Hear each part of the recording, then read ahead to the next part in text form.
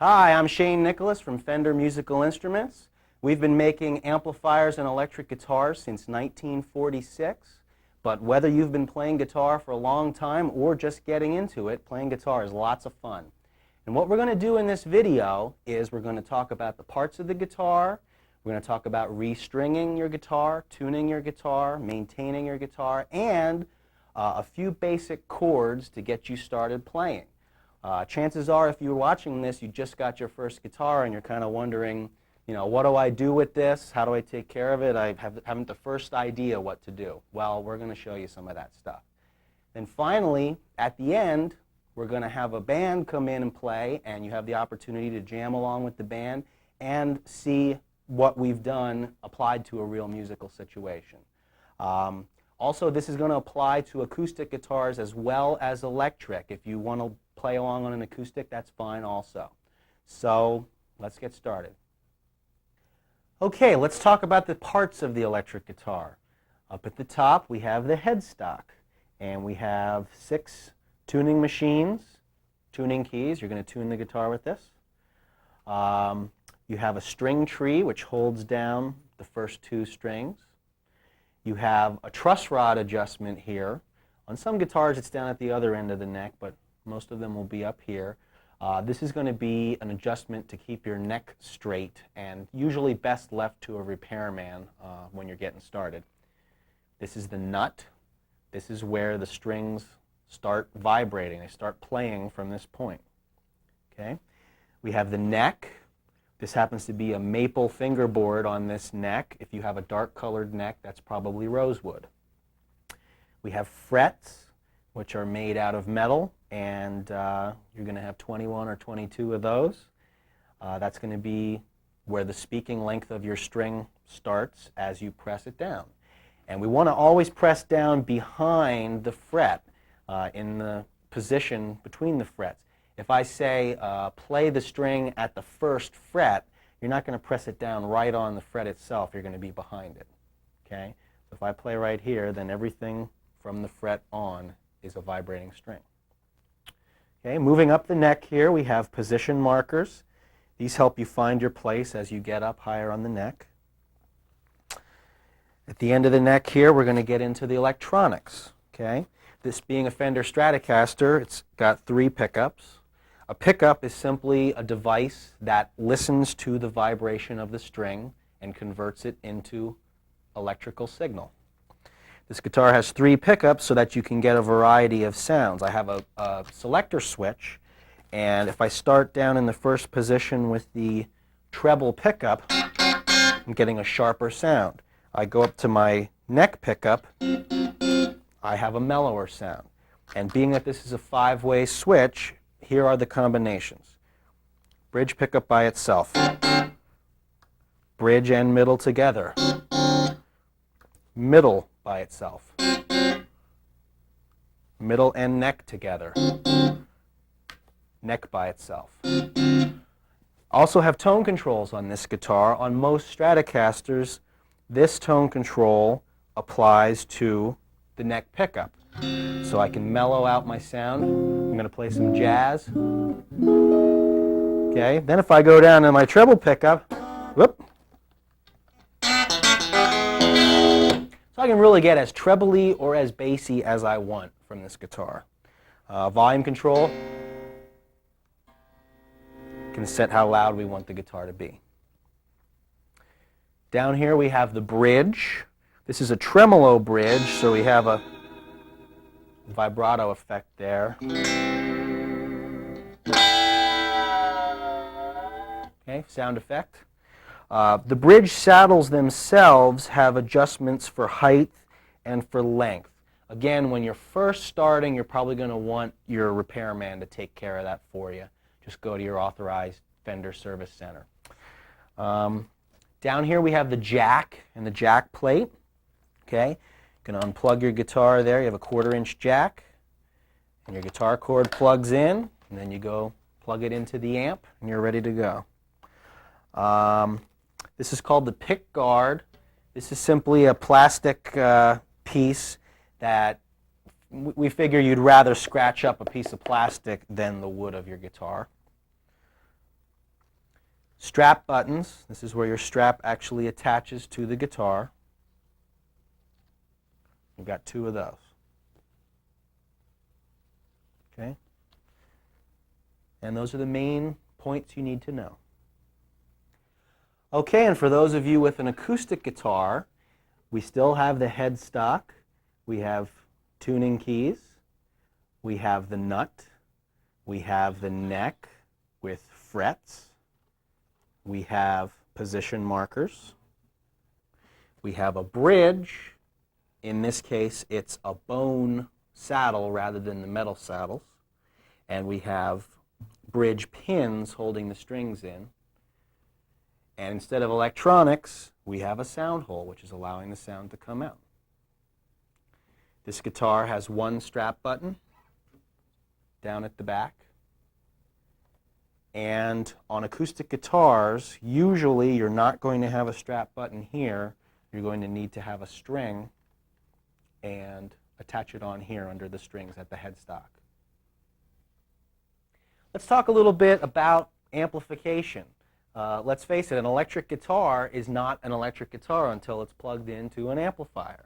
What I have is a nice little practice amp, but Fender makes amps everywhere from this size up to big monsters that you'll see the pros use on stage. I'll tell you a little bit about what the controls do here now. We have volume controls for, obviously, changing the volume. We have tone controls. I can get a very bassy sound if I want. I can get a very trebly sound if I want. Anywhere in between. Mid-range control on this amp.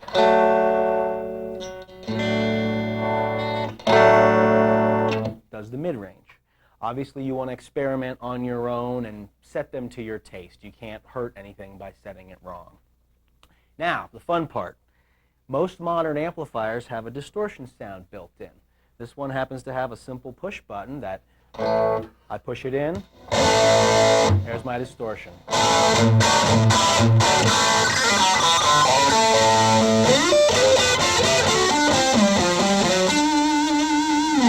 Lots of fun. Finally, over here we have a headphone jack. You can get a simple set of headphones and plug them in there. It'll turn the speaker off and you won't upset the other people in your house late at night. Okay, let's talk about the 6 strings of the guitar. I'll name them for you quickly, and you definitely want to memorize the names of the 6 strings as soon as possible. And then I'll play them slowly, and you can tune your guitar along to mine if you like.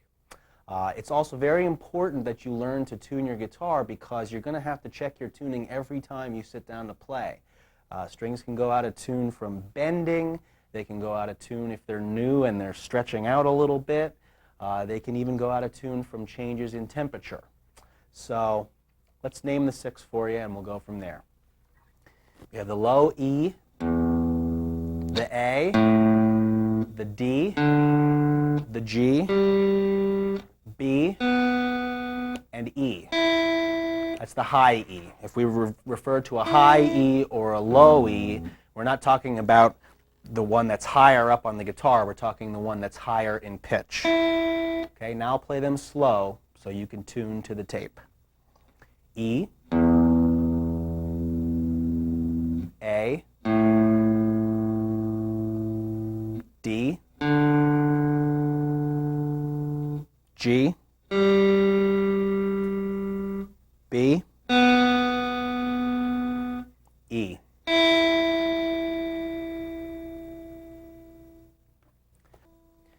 Now, suppose you're away from your videotape and you don't have any kind of other tuning device and you want to tune the guitar to itself. Here's how you do it. Now, assuming that your low E is more or less in tune, we can tune the other 5 strings off of that. And here's how you would do that. I have my low E. Now I play the 5th fret on that same low E string. And then I pick the 5th string, the A string, and compare it. It should be the same note. If that A string was a little off, Okay, I can hear that they're not right, so I'm going to need to retune my A string to get it to match what we had here.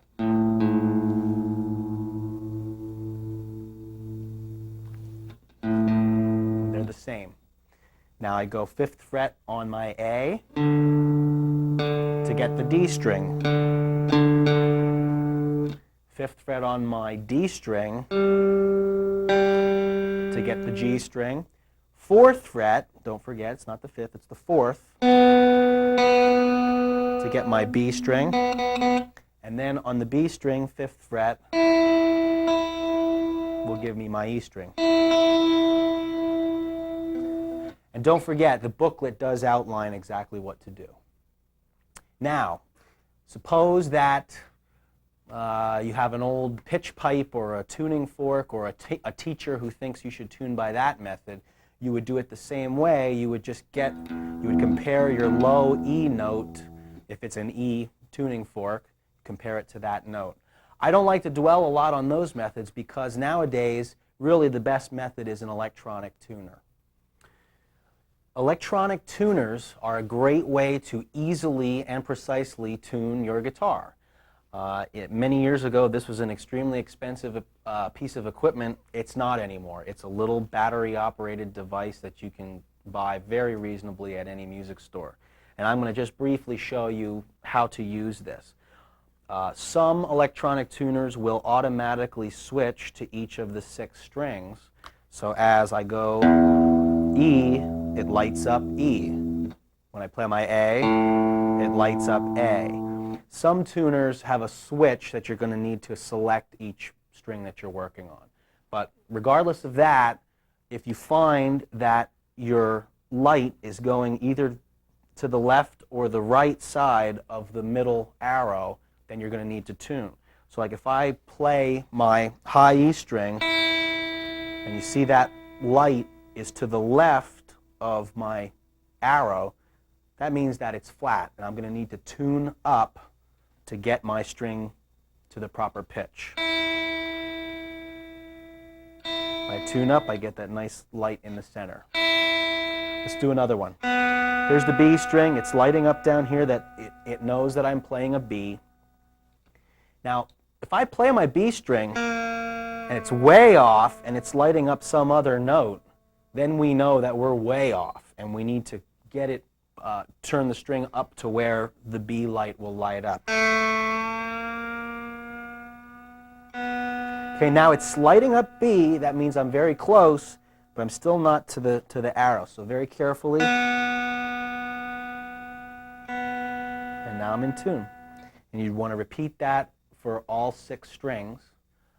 If your guitar has a tremolo, it's a really good idea to go through all 6 strings a couple of times, 2 or 3 times, because as you're making adjustments, the floating bridge may be putting other strings a little out, even though they were in tune before. So you'd want to go through all 6 a few times to make sure they're all perfectly in tune. Then when we play our guitar, it's going to sound the best it can sound. I also feel that it's very important to get in the habit of using the tuner, even if you're really good at the by ear method. It's good to use this because it's going to train your ear that you're hearing each string going precisely to the note you want. If you're sitting there for 10 minutes twanging around and guessing, you're not teaching yourself what a properly tuned guitar sounds like. We want our ear to hear exactly the proper pitches of the 6 strings. So that's the electronic tuner. Now we're going to talk about hand positions. When you hold the guitar, you're going to want to be comfortable. As far as the strap goes, earlier we talked about putting the strap on your guitar. It's pretty important that you don't have the guitar really, really high or really, really low. And the reason for that is if you do some playing standing up and some playing sitting down, every time you stand up or sit down, your hand positions are changing. So I would try to have your strap set up so that you're pretty much, if you were sitting on a chair or standing, your arms are at the same angle. Okay? As far as your arms, you don't want to be where you're like way out in front of the guitar, out in the air trying to play. You want to be kind of in tight and comfortable. You can even rest your hand on the bridge of the guitar if you want. It's comfortable that way. The pick, we're usually going to almost imagine that you're putting a key in the front door of your house or in a car lock. Just holding the pick, and it's real comfortable between your index finger and your thumb. As far as what kind of pick you should use, this shape here, Fender 351 shape it's called, is the most common shape for a pick. I'd recommend a medium pick for most people starting out, but if you want to go invest a few dollars in buying a handful of assorted picks at a store, you can play around with them and try different stuff. So now we've got our hand in there, we're ready to pick. Left hand. Almost like you're grabbing an axe or a shovel or a baseball bat or something. I wouldn't do any real kind of strained motions, at least not when you're first starting. You just want to pretty much grab it. Generally your thumb will be somewhere in the back of the neck, and then you just really naturally grab the strings. If you find yourself playing chords and you're really struggling to hold them down, take a second, take your hand off the guitar, take a deep breath, and then start again. If it's painful or if it's strained, you probably need to rethink what you're doing. And then finally, when you are learning your first chords, which we're going to talk about in a second, you want to make sure that if we're trying to play a first fret position, for instance, that you're not on the fret wire itself, you're behind. Okay, so if I say play a note at the second position, that would be here, not the second fret itself, but behind it. And when you are putting down your fingers on the individual strings to make a chord, you want to make really sure that you don't hear this kind of sound, a dead sound. You want that note to be ringing out clear. And as I play a chord, every single note is all ringing out clear. You don't have any dead things happening. If you hear that sound, that means that one of your fingers is bumping another string where it shouldn't be, or you're playing on top of the fret wire itself rather than where it should be in position. Now I'm going to show you how to play a few simple chords on the guitar. The first chord we're going to do is an open position E chord. Turn my volume up.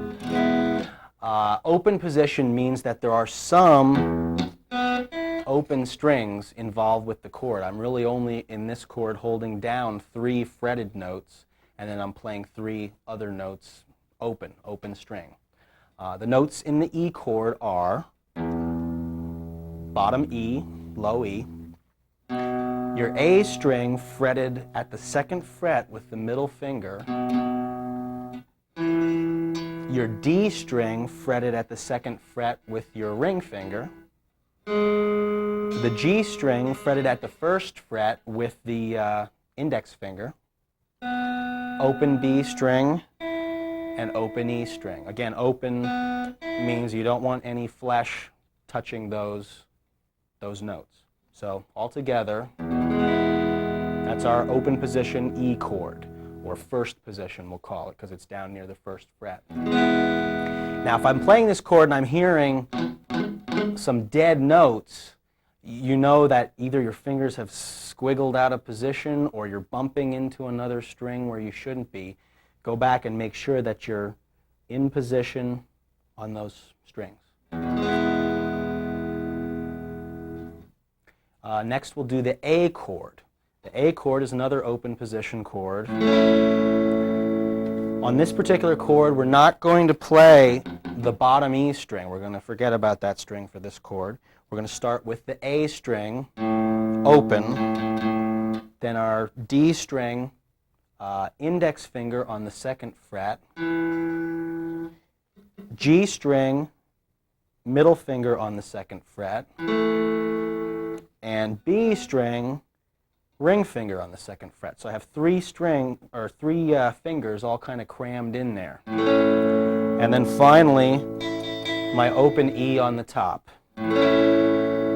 Again, if you hear that kind of thing. You know that you're bumping something. You want to make sure that those 3 fingers are on just the 3 notes that you want. And then the third chord I'm going to show you is a D chord. This is a chord that we're going to use 3 fretted notes and 1 open string. We're going to forget the bottom 2 strings, and we're going to start with the D string, open.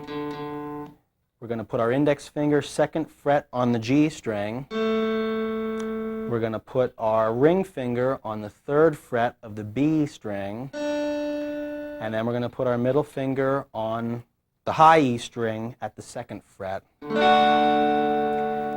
And these chords are all outlined in your booklet. You can use the chord diagram to look really clearly what note has to be there. Okay? So now that we have our E, our A, and our D chords, we're going to think about using them in a song. There's been lots of songs written with just 3 chords. It's really amazing, and I would encourage you to get a chord book or a book by a band that you like or a singer that you like, and chances are you're going to find some songs that have an A, D, and an E chord in them, and you can play really easily.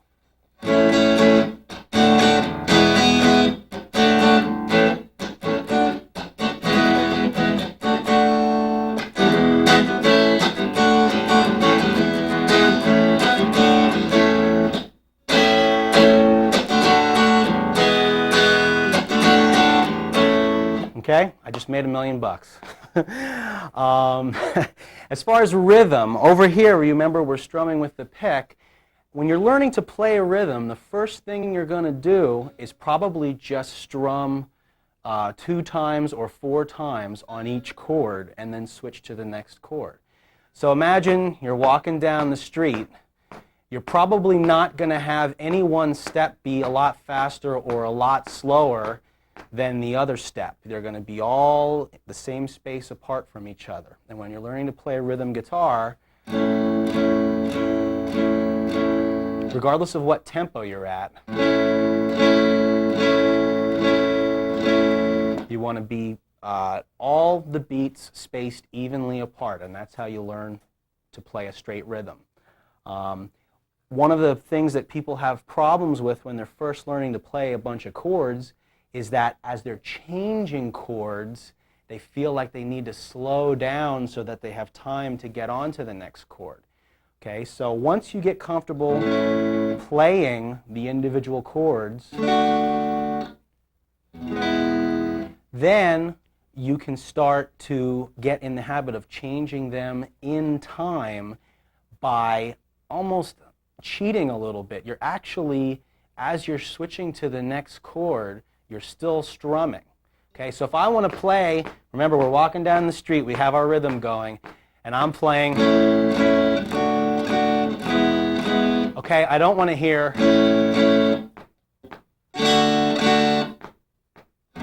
You don't want to have that time lag in the middle. So what you can do is almost continue your strumming, and even if you don't quite get there in time, you're still keeping that rhythm going. Okay, so if I slowed that down, what I'm really doing is going, I'm really doing, there's that little sneaky extra just open strings in the middle that you're not really playing on purpose, but it is in there as long as you keep that rhythm going. The 4th chord we're going to show you is the G chord. This is a really easy chord to play, but it could be fingered in a couple of different ways. I usually play it with ring finger, middle finger, and then the pinky on the top string, and have the 3 middle notes in the center. Refer to your booklet for the exact diagram of which notes we're playing here. But the reason I do it that way is that some of the other chords seem to be easier to change to from that. when people are first starting to learn, oftentimes they don't feel comfortable using their pinky, so they'll finger it this way. Okay, it's the same notes, it's just a different manner of fingering it. So try it both ways and see which way you feel comfortable with. But it's 3rd fret on the E string, 2nd fret on the A string, 3 open notes in the middle, and a pinky on the top there, or again, you could do it this way if you want. That's our open position G chord. And in a second here, we're going to bring the band on and show you how to use the E, A, D, and G chords in a jamming playing situation.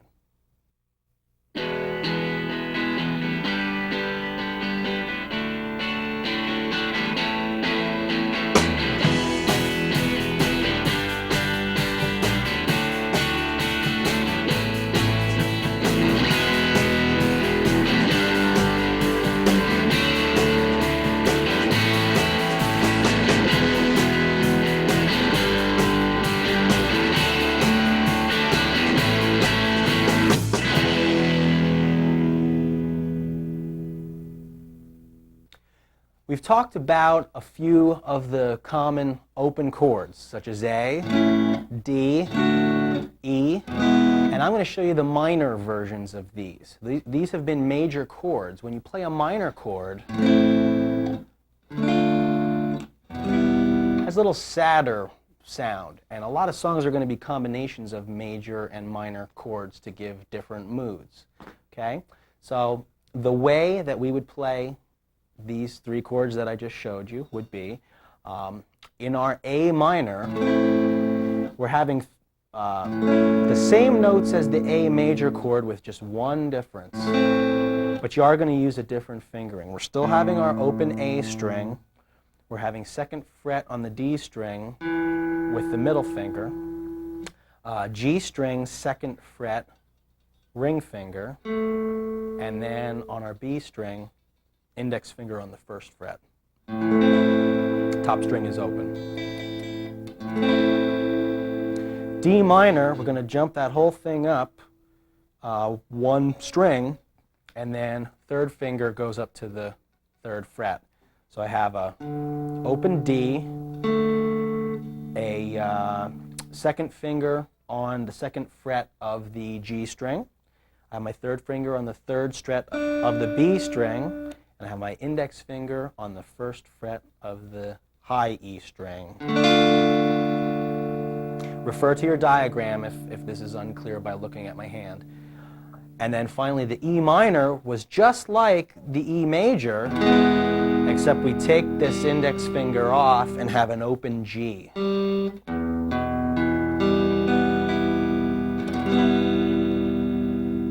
There's been thousands of songs written with just these few chords, you know.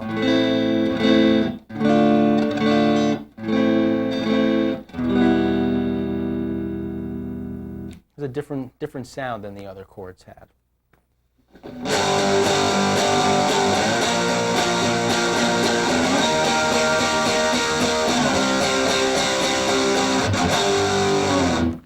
Okay, now we're on distortion on the amp and we're playing power chords.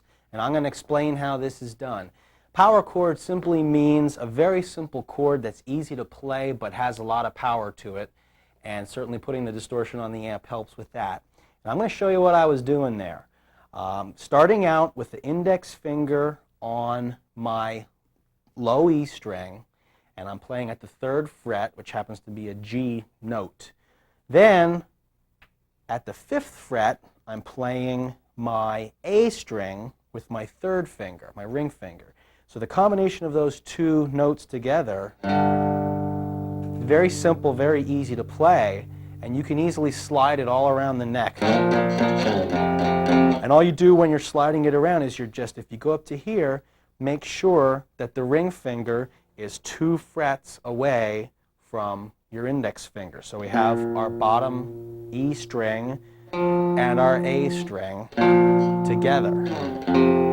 Here we have our bottom string and our A string together. Again, ring finger being 2 frets, 2 positions up from the first finger. Okay? The song that we're going to be doing with the band is just an example of putting power chords to work.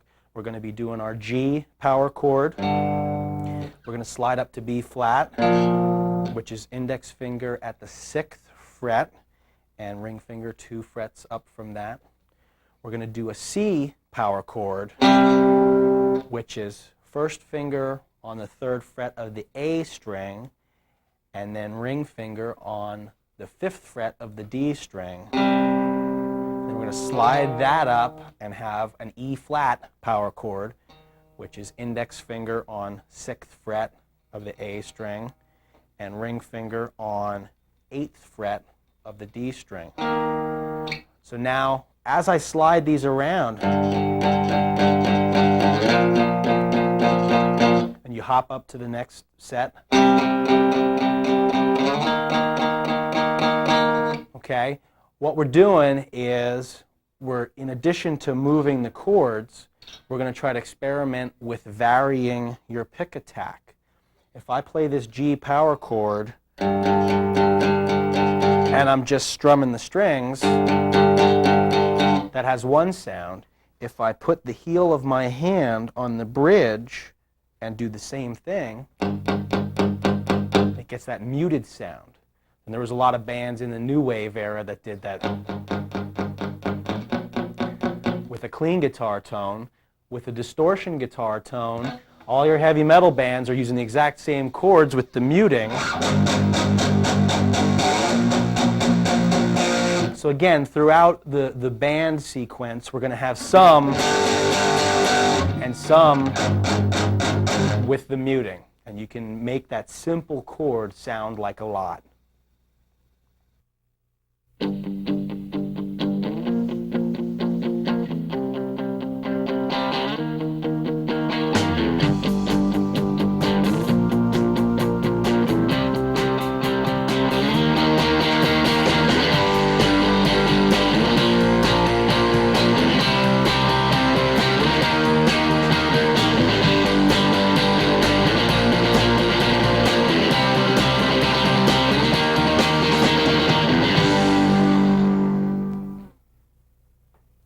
Now we're going to talk about maintaining your guitar.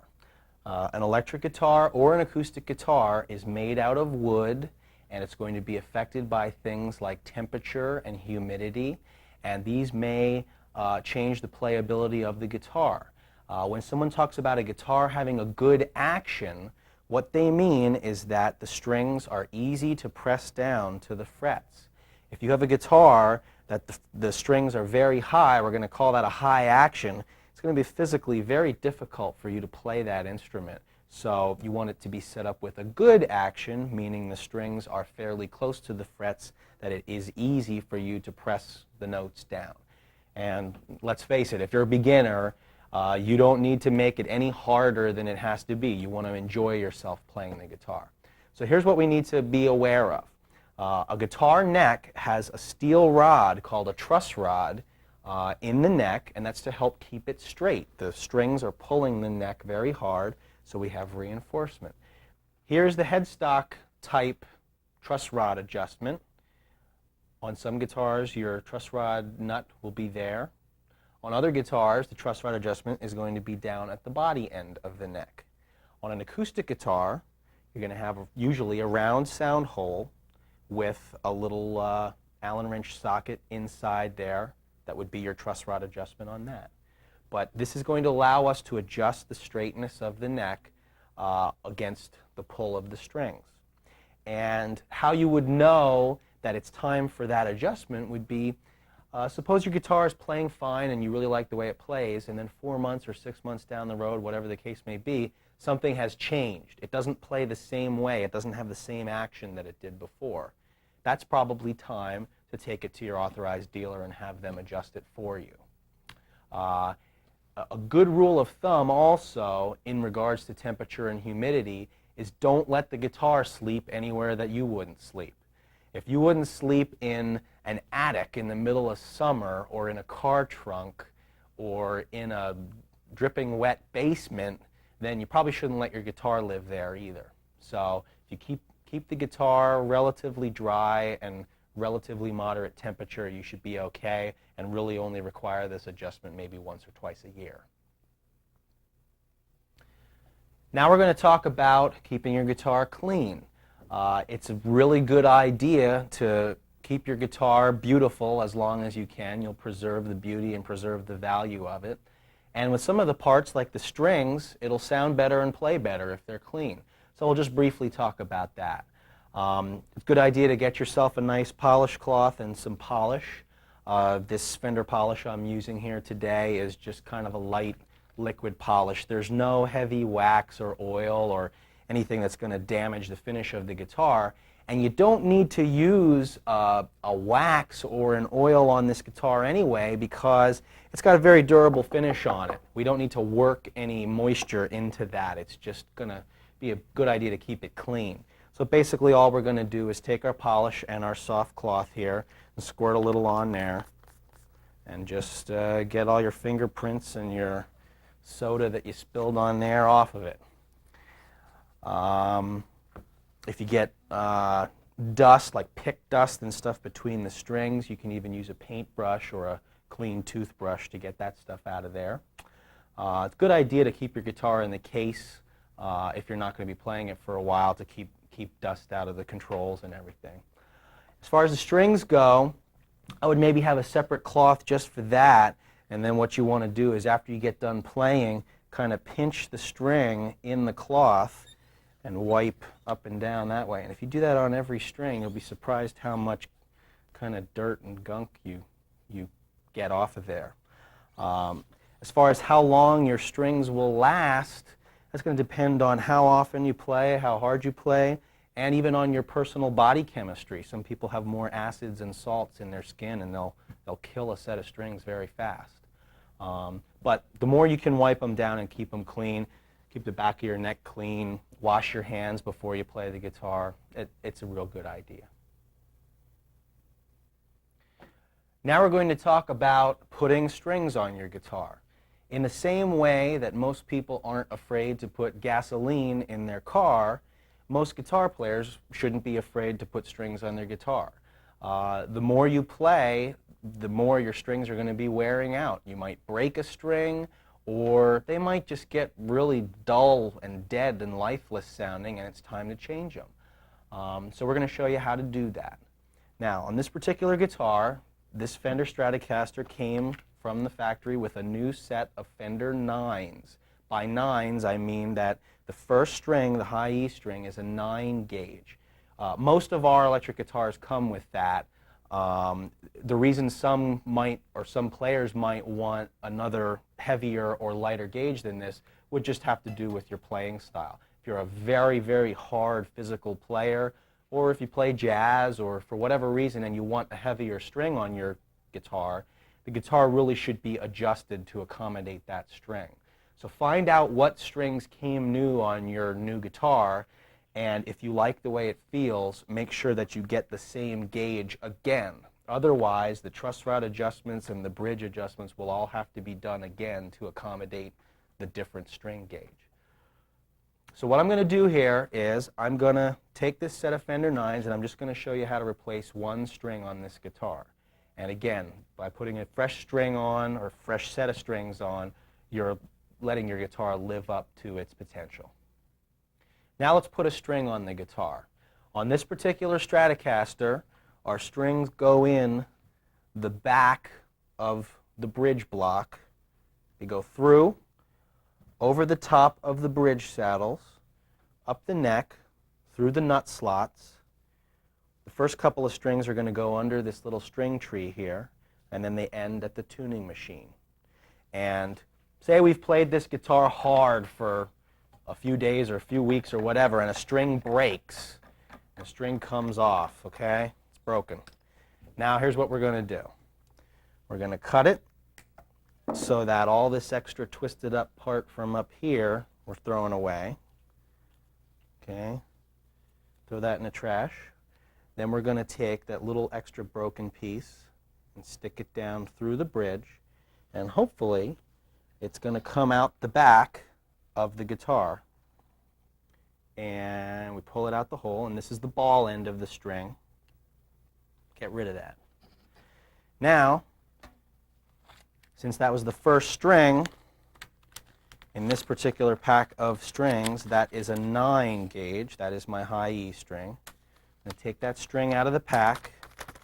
It's all coiled up, and you want to really gently uncoil it. If you're too rough with that when it's coiled up, you'll get a bad kink or a bend in the string. Okay, so I have my string, my fresh string. Now I'm going to flip the guitar over again and stick the string in the hole. It goes through the bridge block and up out the top again. And I'm going to pull it. We know it's all the way through. And I'm going to keep some tension on it so I don't disturb the ball end. And we're going to come up here. This particular guitar has slotted tuners. If your guitar does not have this type, don't worry, we'll get to you next. So on this particular guitar, we have a slotted tuner. I want to mentally add the distance of 2 tuners onto the length of this string and then clip it off. I'm going to clip that off there. And then on this particular guitar with the slotted tuner, all I have to do is stick it down all the way down in the hole, give it a little kink here, come around the side. Make sure it goes around that way. If you go around the other way, you're going to have a problem. So come straight out the same way the other ones are, under the string tree, in the slot. And you notice I've still maintained some tension here because I don't want that ball end at the other end rattling around in there. I want it to be pulled firm. Now, this is my excess string. I'm going to take my string winder and I'm going to put it on the tuning knob, tuning key there, and start winding it up. You can do this without the string winder just by hand, but it takes forever. And this is really a very inexpensive piece of gear. I would say if you don't have this, you're in trouble.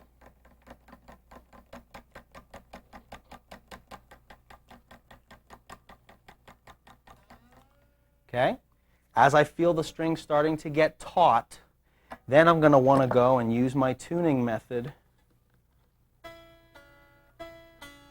and get it up to pitch. Okay, now that we're pretty close to in pitch, I'm going to take the string and stretch it. Kind of a gentle firmness, if that makes any sense.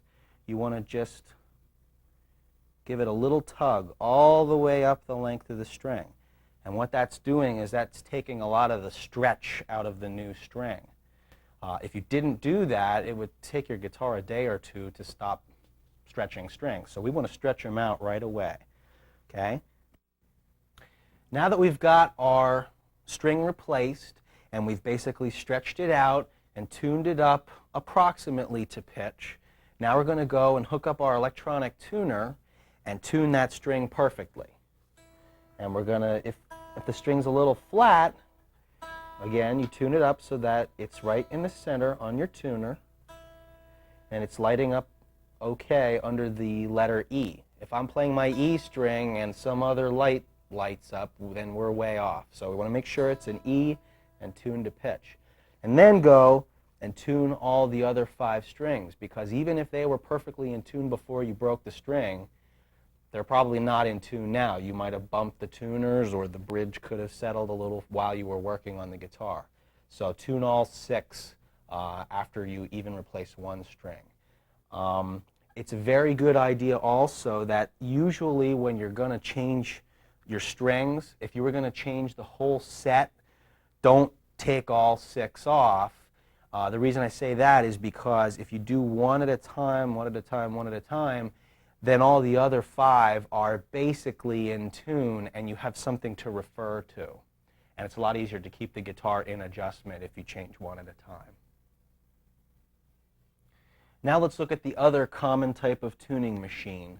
Most Fender guitars either have the slotted type or this type here. And I'll show you how to put the string on this. It's a little trickier, but you do it a few times and no problem. We're going to go in the hole in the side of the tuner, and pull it through. And then what we want to try to do is, because we want to have at least a few wraps around the post, we're going to try to leave some slack here. You know, imagine, you know, it's maybe another hand's distance above the neck. I'm going to come down here, and I'm going to make sure that my hole is crossways with the neck, and I'm going to pull the string underneath and then over the top of that string. I made a hard kink in it just there. Okay? Then we bring this back around, string tree and the nut. Now I have a real good kink in the string here, and it's all locked in. Then I'm going to be able to tune that up to pitch. And if you've done it right, the string is winding downwards from the hole. Okay, it's important that it goes down and doesn't wind up. So now we've got it roughly up to tension. If you've done it right and you got that kink in there, you should be able to take your side cutters and clip that string real close to the peg, and now there's no sharp edge sticking out for me to cut myself. If you poke yourself on a sharp string, you'll never forget it. Now, for those of you with an acoustic guitar, I'll show you how to put a new string on that. Now, with most acoustic guitars, you're going to have bridge pins that are holding the ball ends of the string in the guitar. So what we need to do is we need to get a string winder that has a pin puller on it. And we're going to, if our string is loose, we detune it so it's loose, then go down here with your pin puller and wedge that on there, and you can pull the pin right out. Okay? Then, going to just work that string loose, work the ball end loose out of there, and then you can take the string off of the tuner. Now, when we put our new string on,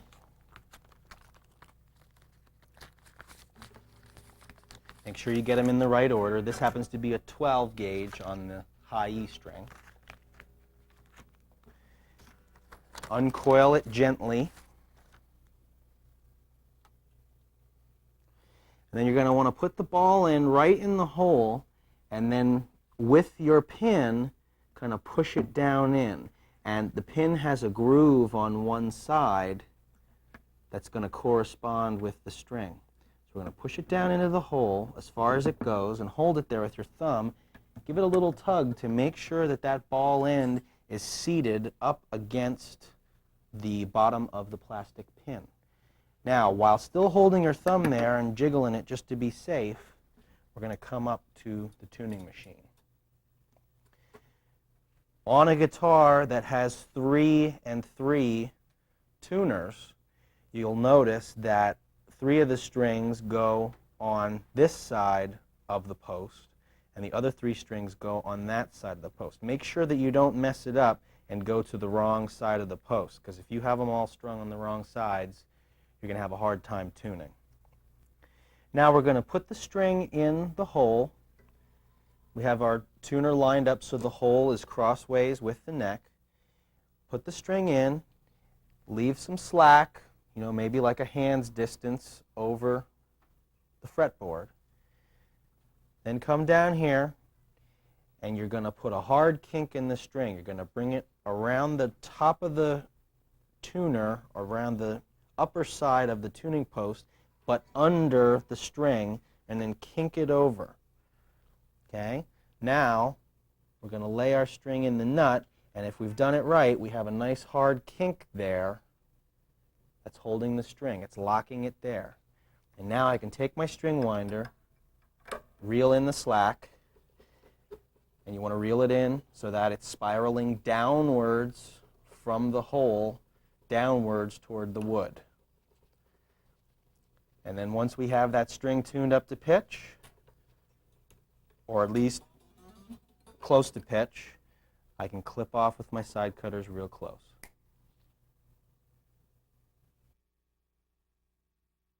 Okay, thanks a lot for taking the time to watch this video.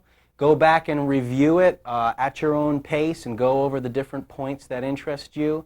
And, you know, playing guitar is a lot of fun. Make sure you get out and play with other people.